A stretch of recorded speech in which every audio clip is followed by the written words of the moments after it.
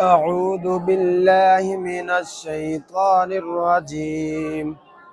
بسم الله الرحمن الرحيم. ألف لام را. تلك آيات الكتاب الحكيم. فكان للناس عجبا أن أوحينا إلى رجل منهم أن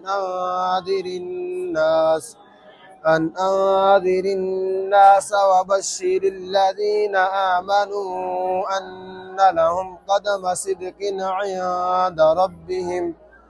قال الكافرون إن هذا لساحر مبين. إن ربكم الله الذي خلق السماوات والأرض في ستة